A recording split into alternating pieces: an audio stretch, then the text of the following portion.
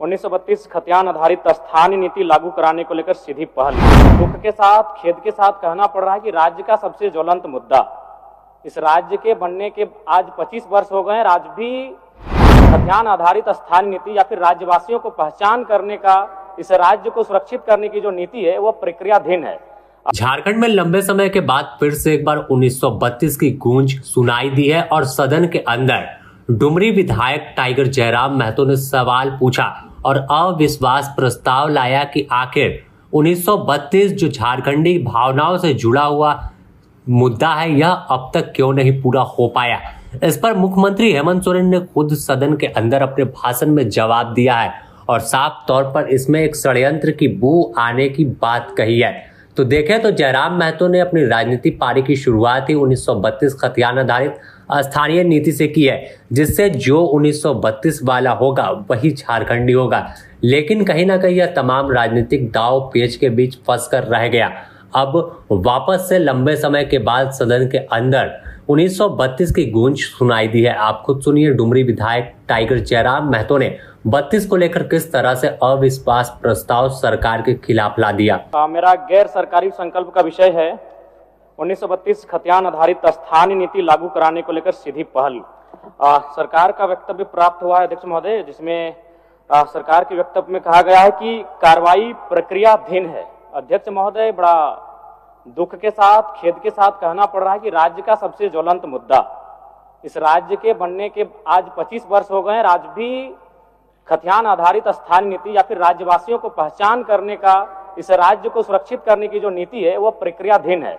सरकार के उत्तर में हमें ये कहा गया है कि 20 तारीख 12वां महीना 2023 से को पुनः विधानसभा से पारित होने के बाद ये प्रक्रियाधीन है। तो मैं जानना ये चाहता हूं कि 2 वर्ष हो चुके हैं, 23 हम 25 में आ चुके हैं, तो अब तक ये प्रक्रिया कहां तक गई है।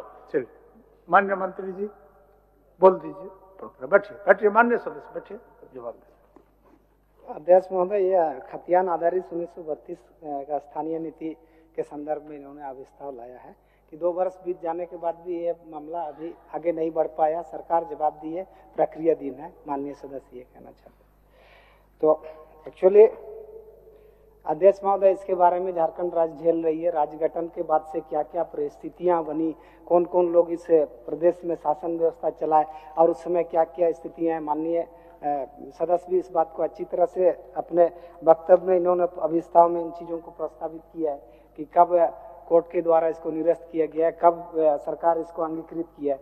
एक्चुअली अध्यक्ष महोदय, चूंकि ये बहुत राज्य का प्रासंगिक विषय है और बहुत महत्वपूर्ण विषय है जिसको माननीय सदस्य ने अविस्तार के माध्यम से उठाया, मैं बताना चाहता हूं कि तत्कालीन सरकार जो वर्तमान में विपक्ष के रूप में है लेकिन यहाँ मौजूद नहीं है, उन्होंने बिहार सरकार के श्रम एवं नियोजन विभाग की परिपत्र संख्या 806 दिनांक 3/3/2082 को कार्मिक प्रशासनिक सुधार तथा राजभाषा विभाग की अधिसूचना संख्या 33/89 दिनांक 22/9/2001 द्वारा संशोधन के साथ अंगीकृत किया था।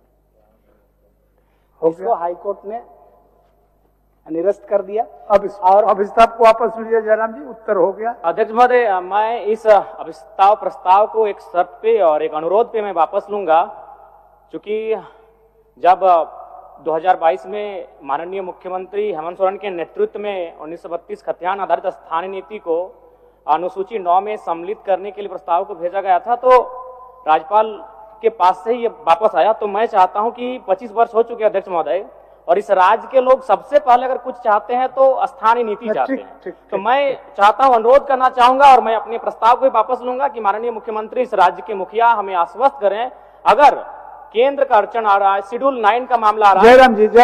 जयराम जी, माननीय मुख्यमंत्री इसमें अधिकृत नहीं होते उत्तर देने। ठीक है, तो मैं विभागीय मंत्री होंगे, उनके भाषण में अगर इच्छा होगा तो इस विषय पर बोलेंगे। ठीक है, फिर भी मैं आपके आसन के माध्यम से एक बार उनसे आपका विषय आ गया, मुखिया में एक बार अनुरोध करना चाहता हूं, क्योंकि इस राज्य का सबसे महत्वपूर्ण मुद्दा है। इसलिए आसन हो गया वापस। ठीक है अध्यक्ष महोदय, धन्यवाद। अध्यक्ष महोदय, थोड़ा सुन लिया जाए, थोड़ा सा सुन लिया जाए। अब सदन नेता का भाषण होना है कि अगर आवश्यकता है तो राज्य के 81 एमएलए, 20 एमपी एक प्रतिनिधिमंडल तैयार करें और देश के प्रधानमंत्री से मिलकर राज्य की सबसे ज्वलंत मुद्दा का समाधान किया जाए। ठीक, चलिए। वहीं मुख्यमंत्री हेमंत सोरेन ने जब अपने भाषण की शुरुआत की तो इसमें 1932 का जिक्र किया और कहा कि एक षड्यंत्रकारी लोग हैं जो नहीं चाहते कि झारखंडी को पहचान मिले। कई ज्वलंत विषय हैं, जैसे इस राज्य के जो मूल आत्मा कहा जाए अध्यक्ष महोदय, मूल भावना कहा जाए अध्यक्ष महोदय, जैसे हमारे पिछड़े वर्गों को 27% का आरक्षण देने का अध्यक्ष महोदय, हमारे आदिवासी भाइयों को सरना आदिवासी धर्म कोड देने का बात हो अध्यक्ष महोदय, चाहे खतियान आधारित स्थानीय नीति की बात हो अध्यक्ष महोदय, ये सारे जो ज्वलंत विषय हैं अध्यक्ष महोदय, ये सभी चीजों पर हमारे भारत सरकार ने अपनी कुंडली मार करके ये बैठे पड़े हैं अध्यक्ष महोदय। अब हमें लगता है अध्यक्ष महोदय, इन ज्वलंत विषय पर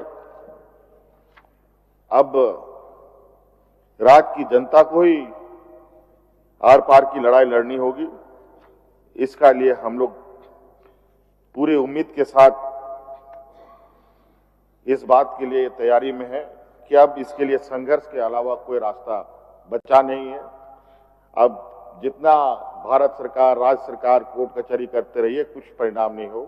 जनता के दरबार में चले, वही सभी इसका निर्णय होगा। देखो तो सीधे तौर पर अगर देखें तो जयराम महतो और मुख्यमंत्री हेमंत सोरेन दोनों का मुद्दा एक ही है, 1932 आधारित स्थानीय नीति। क्योंकि झारखंडी कौन है और कैसे झारखंडी को हक मिले, इसकी बात दोनों कोई करते हैं, चाहे सीएम की बात कर ले या फिर डुमरी विधायक जयराम महतो की। ऐसे में यह जो अनुच्छेद 9 में शामिल करने का मुद्दा था, तो उसे फिलहाल गवर्नर हाउस से पिछले साल ही रिटर्न कर दिया गया था विधेयक को।